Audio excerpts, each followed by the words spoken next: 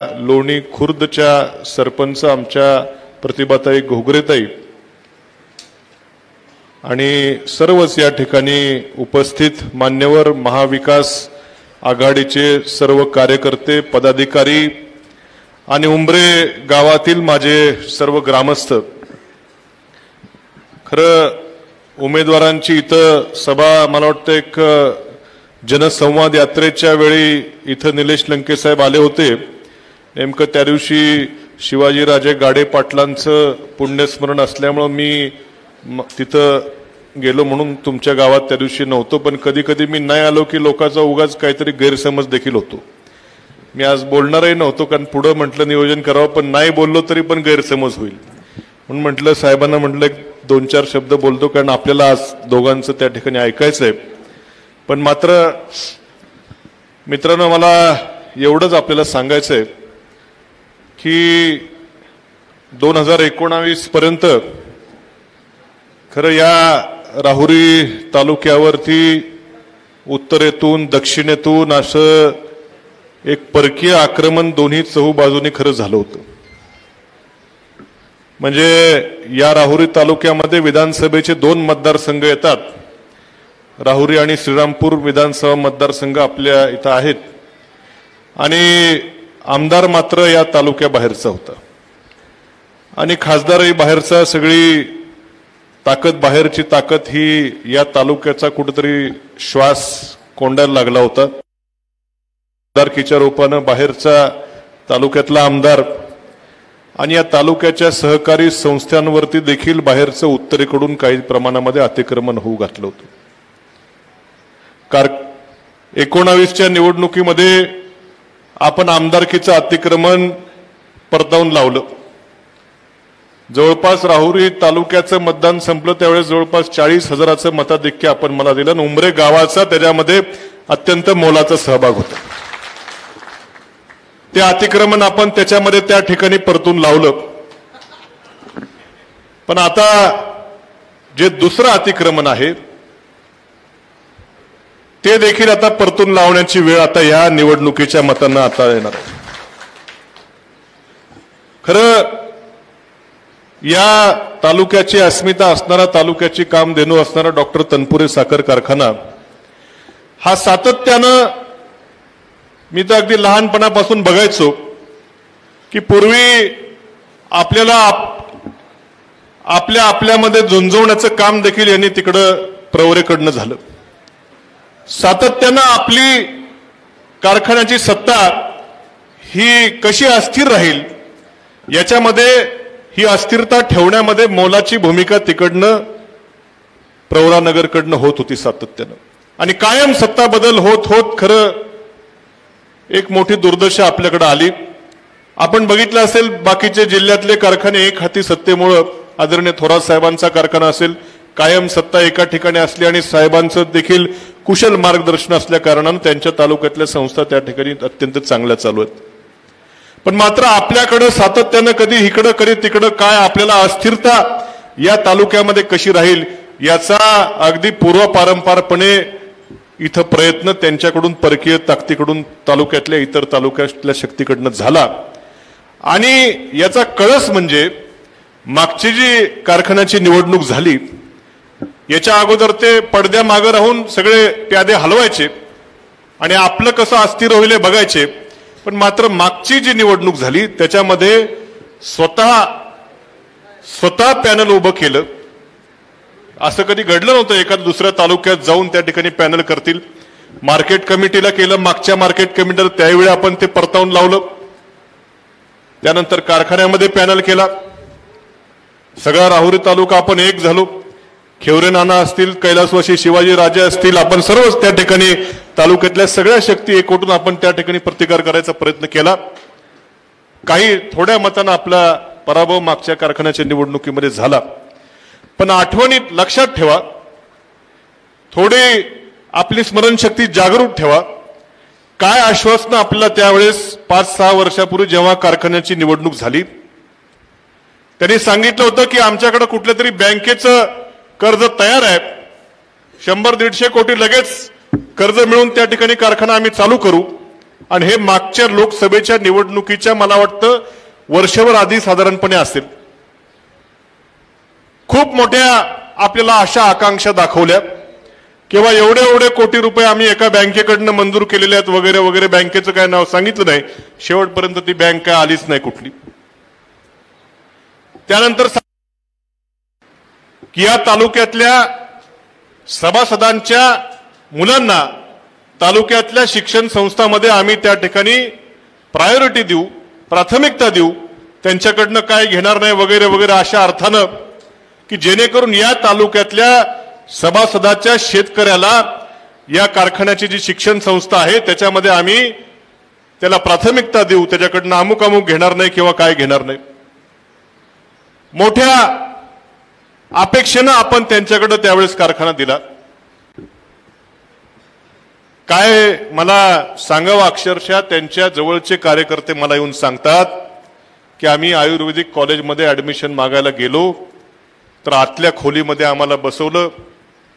आता आतल्या खोलीतली चर्चा इथं खुलेआम सांगता येत नाही, पण तुम्ही समजून घ्या काय चर्चा झाली असेल.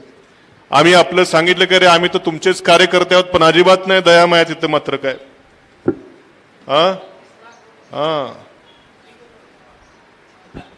समोर उदाहरण आहे, मी बोलत नाही, लोक बोलतात. 2 उदाहरण तुमच्या गावात किती 30 लाख म्हणताय तरी घेतलं नाही. म्हणजे मी बोलत नाही, या तालुक्यातल्या स्वाभिमानी त्या ठिकाणी शेतकरी बोलतोय. आणि म्हणून कुठंतरी आता या तालुक्याची अस्मिता पुन्हा एकदा जागरूक करण्याची आपल्याला त्या ठिकाणी गरज आहे. अक्षरशः पहिलं वर्ष मला वाटतं निवडणुकीचं होतं, कारखाना चालला.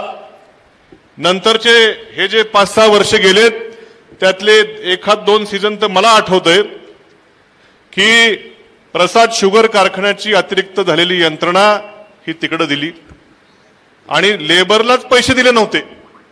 कारखान्यामध्ये वाहतूक तोडणी वाहतुकीला अगोदर काही ऍडव्हान्स द्यावा लागतो, तेव्हा तोडणी वाहतुकीची सगळी यंत्रणा येते. 1 का 2 वर्ष आता तर बंदच आहे, 1-2 वर्ष. त्याच्या अगोदर जो चालला त्यामध्ये तोडणी वाहतुकीला कुठल्याही प्रकारचा ऍडव्हान्स दिला नाही. म्हणजे फक्त तुम्हाला लोकसभेची निवडणूक पार पाडूस तोपर्यंत कारखाना चालवायचा होता मागची. आणि मग प्रसाद शुगरची अतिरिक्त यंत्रणा आपणही म्हटलं चला आम्ही कधी त्या ठिकाणी सत्ता गेल्यावर आम्ही कधी एका शब्दानेही कधी टीका केली नाही. म्हटलं चालवायचंय, चालवतात तर चालू द्या.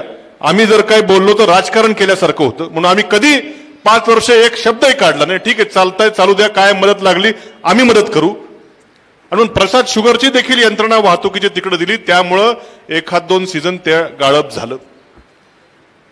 हे शेवटचा जो सीझन गाळप झाला त्याच्यामध्ये किती ऊस राहुरी तालुक्यातला आला असेल. अक्षरशः मला वाटतं काही अशोकचा आणला, बाहेरचा ऊस त्या ठिकाणी आणला. पण राहुरी तालुक्यातल्या सभासदाचा मात्र त्या ठिकाणी मोठा अपेक्षा भंग तुम्ही केला. ठीक आहे, आम्ही समजू शकू की कदाचित कारखाना चालवायला काही अडचणी असतील, पण मात्र मी ज्या मागच्या सभेत ज्या कडेवरच्या बाळाचा उल्लेख केला, कडेवरचं बाळ माहिती ना तुम्हाला, कडेवरचं बाळ आता बँकेत बसवले आणि बँकेमध्ये इतकं त्या ठिकाणी राजकारण करायचा प्रयत्न केला की जेव्हा आपली सत्ता असेल तेव्हा मात्र कर्ज अडवायचं, तिकडची आली की मात्र कर्ज द्यायचं. अरे बँक ही काय राजकारण खेळण्याकरताय? आणि अशा पद्धतीनं ठीक आहे अडचण असू शकते, आम्ही समजू शकतो, पण मात्र कारखाना बंद झाल्यावरती आम्हाला जी चर्चा आमच्या कानावरती येते की एक मिल काहीतरी स्क्रॅप मध्ये विकली. आता ती केवढ्याला विकली, काय विकली, काहीच माहिती त्या ठिकाणी बाहेर येत नाही. आम्हाला बरेच लोक येऊन सांगतात की एवढं स्क्रॅप गेलं, तेवढं स्क्रॅप गेलं, अशी चर्चा आम्ही ऐकतो की अक्षरशः कवडी मोल भावानं काही भंगार त्या ठिकाणी विकल्याची चर्चा आमच्या कानावरती येते. निश्चितपणे आपलं सरकार केंद्रात आणि राज्यामध्ये येणार आहे, त्यावेळेस ही सगळी चौकशी केली जाईल की या सभासदाच्या मालकीच्या कारखान्याचं काय तुम्ही त्या ठिकाणी घोटाळे घातलेत. त्या मुरमाचा विषय येतो, मला वाटतं तात्या किती 50 कुठे गेले, तात्या होते ना गेले.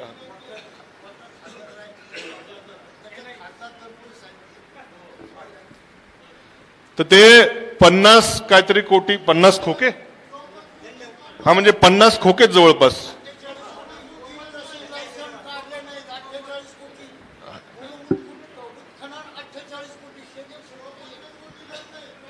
म्हणजे थोडक्यात 50 खोकेच झाले. म्हणजे अशा प्रकारची चर्चा, हे अविश्वासाचं वातावरण. म्हणजे थोडक्यात तुम्हाला इथं मोठ्या विश्वासानं बोलावलं, मोठं बाबा एवढे मोठी माणसं आहेत, एवढे सत्ता संपत्ती आहे, एवढं मोठं नाव आहे आणि कारखाना चालवतील अशी भोळ्या बाबड्या आमच्या सभासदांची अपेक्षा. मात्र इथं त्या ठिकाणी लूट करण्याचं काम केलं अशी सगळी चर्चा कानावरती येते. निश्चितपणे नाना सगळ्या गोष्टीची चौकशी होईल. कामगारांची पण देखील त्या ठिकाणी खूप तुम्हाला आश्वासनं कामगारांना देखील दिले. त्यांचे आता कित्येक महिन्याचे पगार थकवलेले आहेत. आणि म्हणून ठीक आहे, अडचणी येऊ शकतात, मी म्हणत नाही. कारण आज देशामध्येच असं सरकार बसलेलं आहे की हे साखर कारखानदाराला पोषक सरकारच नाहीये.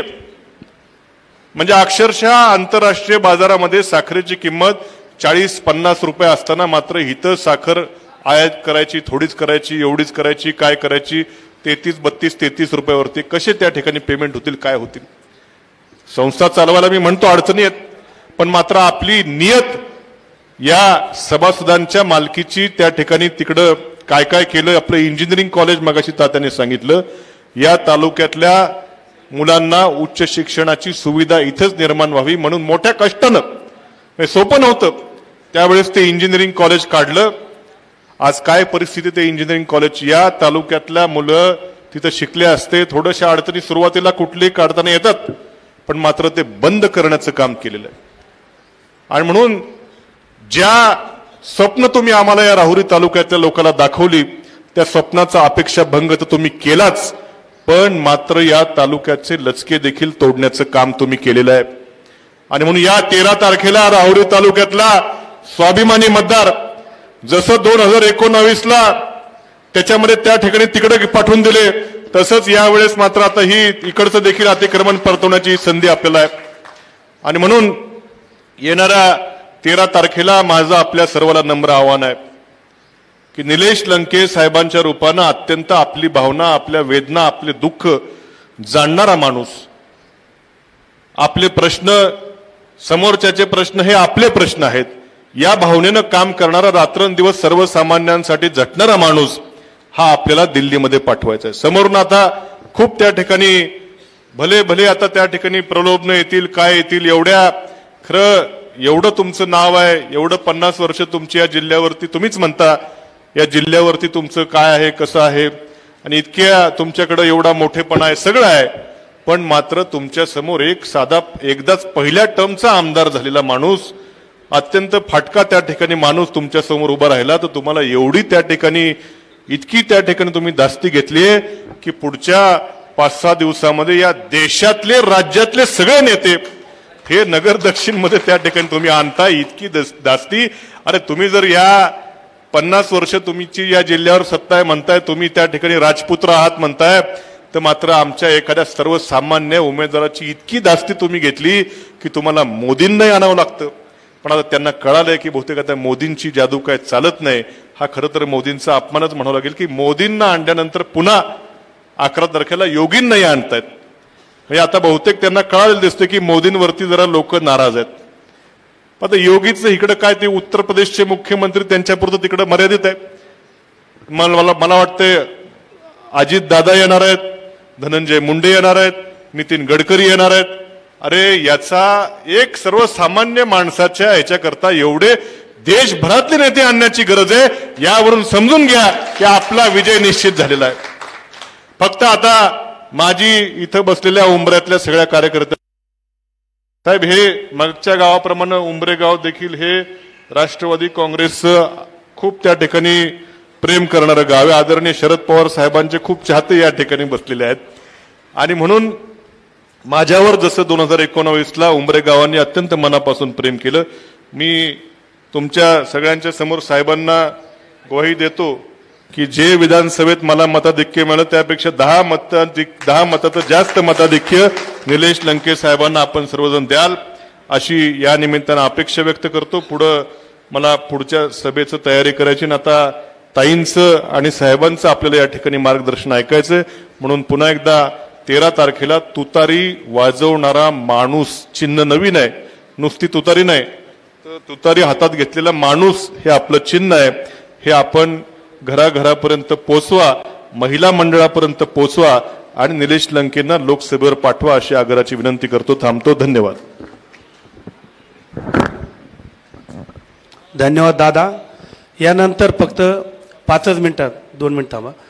आपल्या उमरे गावच्या वतीनं राज्याचे काँग्रेसचे गटनेते तथा आपले सर्वांचे नेते माजी महसूल मंत्री बाळासाहेबजी थोरात साहेब, त्याचबरोबर आपल्या सर्वांच्या भगिनी घोगरेताई आणि आपल्या रावरी तालुक्याचं लाडकं नेतृत्व, तुम्हा आमचं सर्वांचे मार्गदर्शक, या गावावर भरभरून प्रेम केलं. जसं आपण तनपुरे घराण्यावर प्रेम केलं तसं दादांनी आपल्यावर रात्रीचा दिवस करून, सर्वांना माहिती 12 वाजता कॅनलवर जाऊन नळी टाकणारा पहिला आमदार आहे 35 वर्षातला. आणि ह्या गावात जे सुजलाम सोपलाम जी शेती पिकती, याचं सर्वात भाग्य हे दादामुळे आपल्याला प्राप्त झालेलं आहे. साहेब सांगितलं पाहिजे. मी तर म्हणेन 2.5 वर्षात कमीत कमी आमचा ब्लॅकलॉग 30 वर्षाचा भरून निघलाय. 30 वर्षाचा काहीच राहिलं नाही ते शिल्लक कामाचं, साऱ्या जनतेसमोर सांगतो. आणि राहिलेला पण तुमच्या सानिध्यात आम्ही राहून अशी साथ आम्हाला तुमची असावी. भविष्यात राहिलेले सुद्धा कामं सर्व होणार आहे. काल माझ्याकडे लोक आले होते दादा, आपल्या उजव्या कॅनलला आपल्या पाणी सोडण्यासाठी. बिचारे तळमळ करतेत, आमच्या मागण्या कोणी मंजूर करीत नाही. शेवटी सत्य पुढे शानपणा चालत नाही. 8 दिवस पाणी सुटलं, आमच्या चाऱ्या बंद झाल्या. काल मला म्हणले आपल्याला पाणी सोडायचं, थोडे विरोधक होते. म्हणलो मग आपण जाऊ ना सगळेजण, पालकमंत्र्याकडे जाऊ, खासदार साहेबांकडे जाऊ, त्यांच्या जेंगोडं पाणी सुटत असतं का म्हणे, तुम्हालाच प्रयत्न करावा लागेल. म्हणून रात्री 12 वाजू 1 वाजू कार्यकर्त्यांसाठी आम्ही अहोरात्र, रात्रीच्या 2 वाजता जरी फोन केला तर अहोरात्र असा आमदार आम्हाला परत मिळणे नाही. म्हणून पुढची चिंताच करू नका तुम्ही. दादांची पायी यात्रा काढू तू, पायी यात्रा.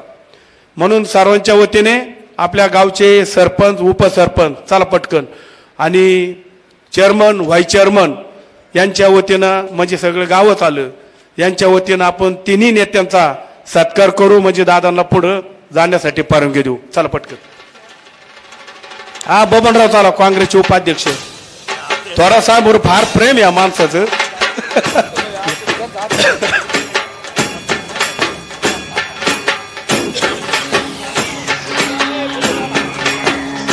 यानंतर ज्या भाषणाची आपण उत्सुकतेने वाट बघतो त्या आपल्या भगिनी घोगरेताई यांचं भाषण होणार आहे. सर्वांनी जागेवर बसून घ्यायचं.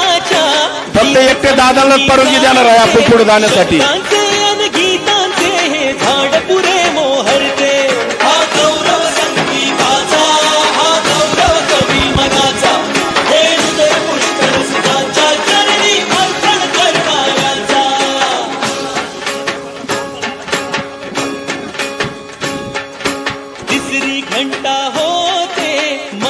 ही उलगडते रंग रंगल्या अभिनेत्याचे भान हर कुणी जाते. चला सर्वांनी खाली बसून घ्या. कारभारी भाऊ, सरपंच ताईंचा सत्कार करा. त्याचबरोबर अध्यक्षांचा पण सत्कार करून घ्या. सर्वजण खाली बसून घ्या. चला बसा. यानंतर आपल्या राता तालुक्याची रगरागिनी घोगरेताई या आपल्याला मार्गदर्शन करतील. सत्कार केला का चेअरमन? सत्कार केला त्यांचा? सत्कार केला.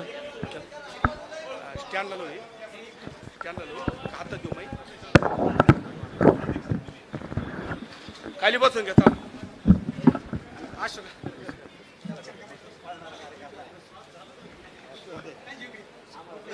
व्यासपीठावरील सर्व मान्यवर, आदरणीय थोरात साहेब, प्राजक्त दादा. सत्कार झाला. अशोक बन का भाषण चालू आहे. एक मिनिट. अरे फोटो काढाय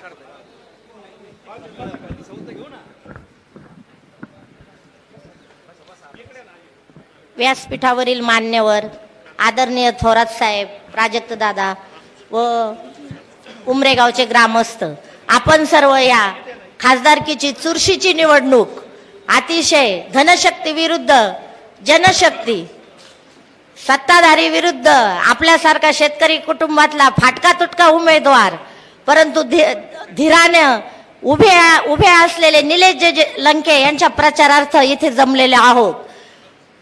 मी लोणी खुर्द गावामधील एक शेतकरी कुटुंबातील आणि शेतकऱ्याचं प्रतिनिधित्व करणारी गृहिणी. तुम्हाला सांगते, शेजारी कसा असावा हे मी गणेशच्या वेळेसच सांगितलं. शेजारी कसा आहे हे मला विचारा असं मी सर्वांना म्हटले होते. आज या निवडणुकीच्या निमित्ताने तुम्हाला खूप भूलथापा दिल्या जातात. आम्ही असं करू, आम्ही तसं करू. आपल्यालाही वाटतं. ज्यावेळेस तुम्ही राऊरी कारखाना त्यांच्या ताब्यात दिला, तुम्हाला असं वाटलं होतं की बा हे प्रवारा चालवतात, यांचं हे 50 वर्षापासून यांच्याकडे सत्ता आहे, हे आपला कारखाना सुस्थितीत आणतील, आपल्याला मदत करतील. परंतु यांना फक्त आणि फक्त सत्ता पाहिजे असती.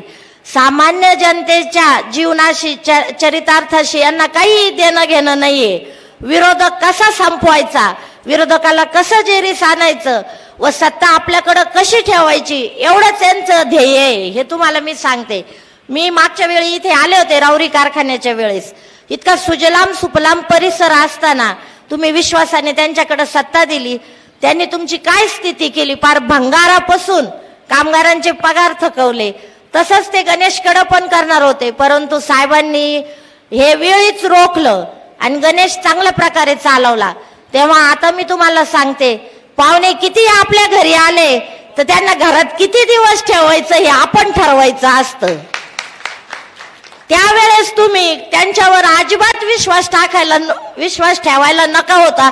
हे लबाडा घरचं आवतने, हे आमंत्रण असतं ना, हे लबाडा घरचं आहे. ते फक्त बाड्या बाता सांगतात. कारण मला सर्व वस्तुस्थिती माहिती आहे प्रवरीची काय. प्रवरा सहकारी साखर कारखाना डॉक्टर अण्णासाहेब शिंदे, धनंजयराव गाडगीळ, धुमाळ, घोलप ह्या सर्व लोकांनी तो उभा केला. आणि पुढे असंच सभासदांच्या मुलांना इंग्रजी माध्यमाची शाळा पाहिजे म्हणून डॉक्टर अण्णासाहेब शिंदे, धनंजयराव गाडगिळांच्या प्रयत्नाने प्रवरा पब्लिक स्कूल उभं राहिलं. पुढे त्याचं रूपांतर विविध संस्थेत झालं. त्याच्यानंतर प्रवरा एज्युकेशन सोसायटी. मी तुम्हाला थोडक्यात सांगते, माझे सासरे शिर्डीचे पहिले माजी आमदार चंद्रभान दादा घोगरे हे संस्थापक उपाध्यक्ष होते. PB कडू पाटील हे लोक होते. त्यावेळेस खूप ध्येयवादी विचारांनी वेडे झालेले समाजासाठी कार्य करणारे लोक होते. त्यांनी कधीही घरं भरण्याची कामं केली नाही. आपण समाजाला काहीतरी देणं लागतो ह्या उद्देशातून ग्रामीण भागातला मुलगा शिकला पाहिजे, ग्रामीण भागातील जनतेला वैद्यकीय सेवा उपलब्ध झाली पाहिजे. पुणे नाशिक पेक्षा आपल्याकडे चांगलं अद्ययावत हॉस्पिटल पाहिजे म्हणून या सर्व लोकांनी सभासदांनी सहकारातून या संस्था उभ्या केल्या. परंतु पुढे यांच्यावर विश्वास ठेवला. हे काय फार कर्णासारखे सत्तेचे कवच कुंडल घेऊन जन्माला आलेले नव्हते. आपल्यासारखेच शेतकरी होते. यांचा 7-12 काढला तर आपल्यासारखाच आहे. आताचा नका काढू. आता ते म्हणजे विकास जनतेचा होण्यापेक्षा त्यांचा किती विकास झाला हे ऐकलं तर तुम्ही थक्क व्हाल. असं असताना त्यांनी या सगळ्यांना फसवलं. सगळ्या सहकारी संस्था आज खाजगी झालेल्या आहे. तुम्ही म्हटले आता तुमच्याकडे डोनेशन घेण्यात आलं. सगळं मेडिकलचं याचं भरपूर डोनेशन सगळं खाजगी करण्यात आलेलं आहे. या सत्तेविरुद्ध, या हुकुमशाही विरुद्ध कुठंतरी आपण आवाज उठवला पाहिजे. हे खूप अति झालं म्हणून माझ्यासारखी गृहिणी सुद्धा बाहेर पडली. आम्ही लोणी खुर्दमध्ये राहतो. ज्यावेळेस आम्ही विरोधक झालो, आम्हाला इतका त्रास देण्यात आला तुम्ही कल्पना करणार नाही. एखाद्या दुकानात समजा एखादं स्नेही आमचा त्या दुकानात जर माझे कुटुंबीय, माझे मोठे दीर, माझे पती तिथे रोज बसत असले सायंकाळच्या वेळेस, त्याच्या इथे चहा कॉफी घेत असले, लगेच त्याचं सगळं बंद केलं जातं. म्हणजे आपल्या जीवनावर इतका हक्क सांगायला सुरुवात केली की आपण कोणाच्याकडे जायचं किंवा कुणी आपल्याशी संबंध ठेवायचे हे सुद्धा तुम्हाला विचारून आता करावं लागणार आहे का? म्हणजे लोकशाहीचा कधीच लोणी परिसरात गळा घोटलेला आहे. आणि आपणही 50 वर्षापूर्वी एकाच घरात तुम्ही निवडून द्याता 50 वर्षापासून. त्याच्यामुळे ते असं समजायला लागले खासदारकी आणि आमदारकी ही आमची वडिलोपार्जित आहे आणि आम्ही संस्थानिक आहे. जसे पूर्वी संस्थानिक राजे महाराजे असायचे तसं त्यांच्या डोक्यात हवा गेली. विरोधक जे उभे आहेत उमेदवार त्यांच्या डोक्यात तर पूर्ण हवा आहे का मी म्हणजे सर्व काही. भाषणामध्ये व्हायबल होऊन काय काय वक्तव्य करतात ते तुम्ही बघितलं असेल. कांद्याचा भाव कमी झाला ही नैसर्गिक गोष्ट आहे म्हणे. आता काय बोलावं याच्या पुढे. पुन्हा आजचं स्टेटमेंट आहे की लोकांना अशी आश्वासनं द्या. म्हणजे एका गावात उमरी वगैरे 5 लोकांना आश्वासनं द्या का तुला आमदारकीला उभं करू, फक्त याचं त्याला सांगू नका आणि त्याचं त्याला सांगू नका, आपलं काम काढून घ्या. ही लोकशाही आहे का? अतिशय हुकुमशाहीला वाटचाल आहे.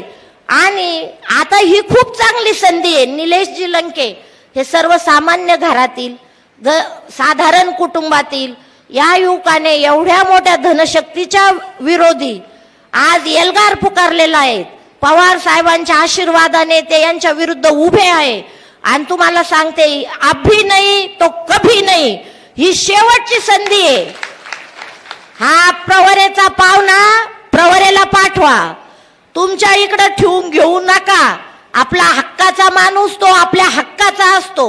तुम्ही बघा तुमच्याकडे कोणी पाहुणा लग्न कार्याला आला 4 दिवस राहतो 8 दिवस राहतो, त्याला वाटतं मी माझ्या घरी कधी जाईन आणि तुम्हाला वाटतं हा पाहुणा कधी जातो. कारण तुमच्या व्यक्तिमत्वाला धक्का पोहोचतो. तुम्ही तुमच्या घरात करते कारभारी असतात, तुम्हाला पाहुण्यांची लुडबुड सहन होत नाही. मग इकडे काय या पाहुण्याची लुडबुड तुम्ही सहन करता, कशासाठी करता? एवढा मोठा मतदारसंघ आहे. काल मी विचारलं 19 लाख मतदान आहे बरोबर. 19 लाख मतदारामध्ये तुम्हाला स्थानिक कुणीच सापडले नाही का? भाजपच्या देवेंद्र फडणवीस यांना म्हणा जे तुमचे आमदार आहे जे पहिल्यापासून भाजपमध्ये होते म्हणजे एकनिष्ठ होते असतील, रामजी शिंदे असतील, मोनिकाताई राजळे असतील, काही इकडच्या भागातील, त्याच्यामध्येही तुम्हाला कोणी सापडले नाही. तुम्हाला प्रवरेकडून खासदारकीला आयात उमेदवार करावा लागला. ही केवढी दुर्दैवाची गोष्ट आहे. आणि तुम्ही सगळे मतदार का म्हणून त्यांचा झेंडा घेऊन पळता? स्वतःचं ते स्वतःचं असतं, हक्काचा माणूस तो हक्काचा असतो. तेव्हा तुम्ही निलेशजी लंके यांच्या पाठीशी उभे राहा. त्यांनी खूप मोठी जबाबदारी स्वीकारली, खूप मोठी हिंमत केली आणि प्रवरेच्या भूलथापांना अजिबात बळी पडू नका. त्यांना स्वतःबद्दल एवढाच कॉन्फिडन्स आहे का आपल्याकडं खूप धनशक्ती आहे, आपल्याकडं खूप यंत्रणा आहेत, आपल्याकडं खूप कामगार आहेत, या बळावर आपण निवडणूक जिंकू शकतो. हा त्यांचा खूप मोठा गैरसमज आहे आणि हा गैरसमज दूर करण्याचे काम तुमच्यासारख्या सामान्य मतदारांवर आहे. तेव्हा तुम्ही सगळे तुतारी असलेल्या मनुष्य याला मतदान करून लंकेंना निश्चितच दिल्लीत पाठवा. सर्वसामान्याचा नेता दिल्लीत पाठवा आणि बदल करा. आणि तुम्हाला तरी पटतं का हो? एकाच घरामध्ये आमदारकी, खासदारकी, जिल्हा परिषद, पालकमंत्री पद, म्हणजे ही गोष्ट माणूस मान्य तरी कसा करतो? का बाबा बाकीकडे काही लोक नाहीत का? हुशार व्यक्तिमत्व नाही का? आपल्या भागातील नेते नाहीत का? हा यांनाच प्रत्येक वेळेस तिकीट यांनाच उमेदवारी का दिली जाते याचाही तुम्ही जरा डोक्याला ताण देऊन विचार करा. मतदान करताना आता सगळी प्रलोभने दाखवण्यात येतील.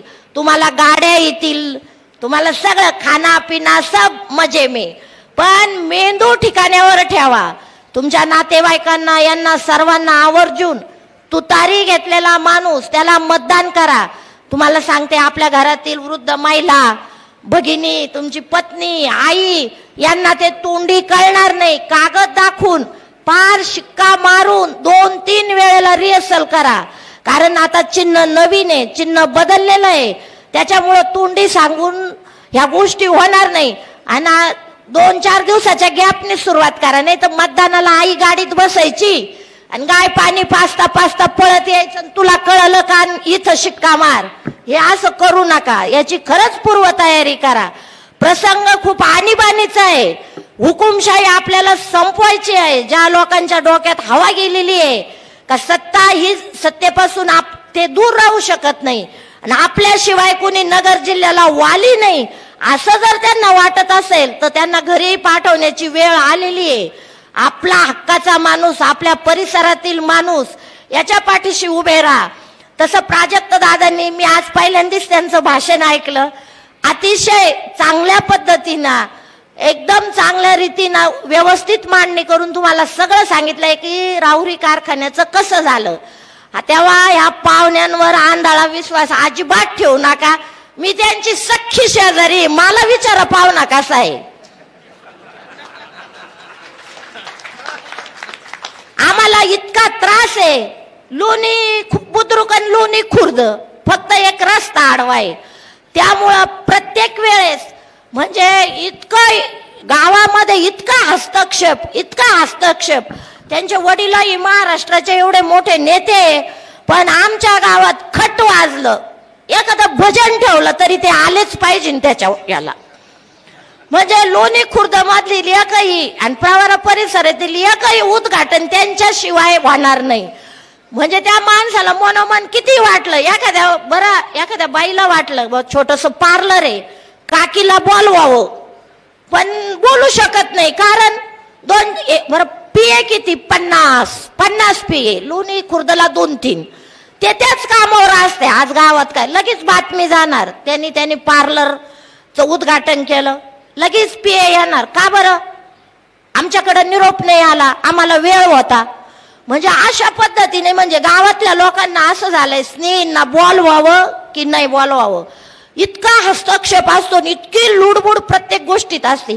आणि निळवंड तुम्हाला मी सांगते, लोणीपासून 5 ते 10 किलोमीटर अंतरावर गोगलगाव, केलवड, पिंपरी, दगड लौकी ही अशी गावं आहेत. आज अक्षरशः तिथं प्यायला पाणी नाही. लोणीपासून किती किलोमीटरवर? 5 का 10 किलोमीटरवर. हे फक्त भूलथापा, फक्त जाहिरातबाजी. त्या टीव्हीवरच्या त्या मोदींच्या आणि त्यांच्या जाहिरातीने पण डोक्याला पार म्हणजे आता कॉमेडी किंवा टीव्ही सिरियल पाहायची गरजच राहिली नाही. टीव्ही लावला की झाल्या ऍड सुरू, टीव्ही लावला की झाल्या ऍड सुरू. हे सगळं भूलथापा आहे. वास्तविकता खूप खूप वाईट आहे. आता सगळ्यांनी, मी पण चांगली शेतकरी, तुम्हाला सांगताना मला आनंद होतो. मी दुग्ध व्यवसाय इतका उत्तम रीतीने करते. मला महाराष्ट्र शासनाचा कृषीभूषण पुरस्कार मिळाला आहे. आणि तुम्हाला हे पण सांगते, मी ऊस उत्पादक चांगली शेतकरी. ह्या वेळेस आमचे ऊस उशिरा गेले, पार एप्रिल मध्ये तुटले, तरी ऊसाचं व्यवस्थापन कसं करायचं याचाही मला उत्तम माझा अभ्यास आहे. मी काय अशी शेतकरी कुटुंबातील आहे, राजकीय पार्श्वभूमी जरी असली तर एक जागृत मतदार, एक जागृत नागरिक असल्यामुळं मी बाहेर पडलेले. कुठंतरी ही हुकुमशाही, जुलूमशाही हा अतिरेक थांबवला पाहिजे. डॉक्टर बाबासाहेब आंबेडकरांनी संविधान देताना सर्वसामान्यांना समान हक्क, न्याय, कायदा मिळाला पाहिजे असं संविधान तयार केलं होतं. परंतु हे 4-2 लोकांच्या हातात सत्तेचं केंद्रीकरण झालं आणि त्यांचा जुलूम इतका वाढला की ते स्वतःला राजे समजायला लागले आणि आपल्याला गुलाम समजायला लागले. तेव्हा गुलामाला गुलामीची आठवण करून दिली पाहिजे. हे कुठं म्हणून ही एक गृहिणी तुम्हाला सांगते, मी बाहेर पडले का हे विखेंचं साम्राज्य, हा अतिरेक कुठंतरी थांबला पाहिजे. म्हणून आपण सर्वांनी आपल्या भागात हे परकीय आक्रमण आलेलं आहे तुमच्यावर, हे आमचं परत पाठवून द्या आणि निलेशजी लंके यांच्या पाठीशी एकमुखाने उभे राहा. शेतकऱ्याचे इतके भीषण प्रश्न असताना महाराष्ट्रातल्या विकासावर बोलायचं, दुधाच्या भावावर बोलायचं, याचं सोडून आपकी बार 400 पार आणि मोदींना 3ऱ्यांदा पंतप्रधान करायचं. इथं शेतकरी भावा वाचून आणि प्रपंच कसा करायचा मरून राहिला आणि 3री बार मोदींना 3री बार पंतप्रधान करायचं. सर्वसामान्य खेड्यातील माता, गृहिणी, दूध उत्पादक शेतकरी, ऊस उत्पादक, त्याला काय घेणं नाहीये. मोदी 3री बार होऊ नाही तर नाही होऊ, सर्वसामान्य लोकांना काय घेणं आहे, काय संबंध आहे त्यांचा. तुम्ही महाराष्ट्र आधी सुजलाम सुफलाम करा. ज्या महाराष्ट्राचं नाव साऱ्या देशात गाजलेलं होतं, यशवंतराव चव्हाणांसारखे, शरदचंद्रजी पवारांसारखे असे लोक होते ज्यांना संपूर्ण देश मानत होता. ते मुख्यमंत्री, उपमुख्यमंत्री नुसतं भाषणाला उभे राहिले. मोदी, शहा याच्यावरच बोलतात. आपल्या राज्यात काय चालू आहे, आपला शेतकरी काय करतो, आपल्या लोकांवर काय वेळ आलेली आहे. वीज, पाणी हा महत्वाचा प्रश्न आहे शेतकऱ्याचा. वीज, पाणी आणि रस्ते, फक्त 3 गोष्टी शेतकऱ्याला द्या, काही लागत नाही शेतकऱ्याला. पण त्या मोठ्या मोठ्या आनाभाका आणि ते भाषण बघून टीट उठती डोक्यामध्ये. आज तुम्ही पाहिलं 50 वर्षापासून सत्ता उपभोगता नगर मनमाडची काय अवस्था आहे. मी लोणीवरून निघाले इथे याला मला किती वेळ लागला, मला किती फोन आले. म्हटलं आता त्यांना सांगते नगर मनमाड म्हणजे तुम्ही ज्या मूलभूत सुविधा आहे ज्या सामान्य शेतकऱ्याला लागतात त्या काही करायचं काम नाही. आणि मोठी मोठी भाषणं आता अजून वक्त्यांना बोलायचंय, पुढच्या सभा आहे. हे मोदी शहा हे यांना आणतात, त्यांना ते स्क्रिप्ट देतात, त्यांना आता उमरे गावचं काही क म्हणता ख माहित असतं का? काही त्यांना जे लिहून दिलेलं असतं, काही अर्धवट हिंदी, काही थोड्या स्तुती, त्याच्यावर बोलायचं. असंख्य लोक गोळा करायचे. मला वाटतं मोदी शहाच्या सभेला आमचा सगळा राहता येणार आहे. खाना पिना सब उधर से, पगार पाकिट सगळा राहता तालुक. गर्दी दिसली पाहिजे ना त्यांच्या नेत्यांना की आपलं आपण ज्याला हे किती यांची किती लोकप्रियता आहे, हे यांनी किती लोकांचे काम केले. तुम्ही बघा आता त्या सभा कशा राहतील ते. म्हणजे हा भपका, हा मीडिया त्यांचा, हे भूल थापा याला अजिबात बळी पडू नका. खरंच सांगते, निलेश लंकेंच्या मागे 100% उभे राहा आणि परिवर्तन घडवा. तुम्ही प्राजक्त दादांच्या मागे उभे राहा. हे आपल्या गावचा माणूस एखादं काही करीत असतं त्याला सपोर्ट करायचा असतो. एकत्र कुटुंबात आपण बघतो थोड्याफार चुका होतात. मुलगा चुकला काही झालं तर वडील सावरून घेतात, चुलते काके सावरून घेतात. मी सांगते गृहिणींचं सांगते, भाऊ चुकला तर बहीण लगेच त्याच्यावर पांघरून घालते. तुम्हाला अनुभव आला असेल बायकोचा. भावाची किती बाजू घेती आहे का कोणी एका दुसरी भावाची बाजू न घेणारी? तसं तुम्ही खंबीरपणे प्राजक्त दादांच्या मागे उभे राहा. आणि प्राजक्त दादा हा विरोध आपल्याला नगर जिल्ह्यातील जर संपवायचा असेल तर खरंच एकजूट करा, तेव्हा हे तिथे प्रवरेला परततील. आपण सगळ्यांनी संघटित व्हा. मी मगाशीच सांगितलं, जेवढे नगर जिल्ह्यातले आमदार आहे त्यांना मनोमन वाटत असन का नाही हे पार्सल गेलंच पाहिजे प्रवरेला, कारण सगळ्यांना हिसका दाखवलेला आहे. भाजपवाले पण, भाजपवाल्यांना त्यांनी सोडलेलं नाही, ते कुणालाच सोडित नाही, कुणालाच सोडित नाही. त्यांना फक्त सत्ता आणि सत्ता पाहिजे असती. आणि समाजासाठी शेतकऱ्यांसाठी काही करायचं नाही, फक्त भूलथापा द्यायचा. या भूलथापांना बळी न पडता सतत विवेक बुद्धीने विचार करून तळागाळातील लोकांपर्यंत पोहोचून आपले नातेवाईक, उन्हाळा खूप आहे, जास्तीत जास्त मतदान करण्याचा प्रयत्न करा. सगळ्यांना सांगा, नाही तर आता ऊन आहे, माझ्या आईला न्यायला कुणी आलं नाही, गाडी आली नाही, मग तिचं मतदान राहिलं, असं काहीच करू नका. सगळ्यांनी एकमेकाशी कॉन्टॅक्ट करून तुतारी घेतलेल्या मनुष्याला मतदान करा. आणि आपला ग्रामीण भागातील शेतकरी प्रतिनिधी मुलगा धडाडीचे निलेश लंकेंना नक्कीच दिल्लीत पाठवा आणि हा विरोध संपवा. एवढे बोलून माझे मी 2 शब्द संपवते. जय हिंद, जय महाराष्ट्र.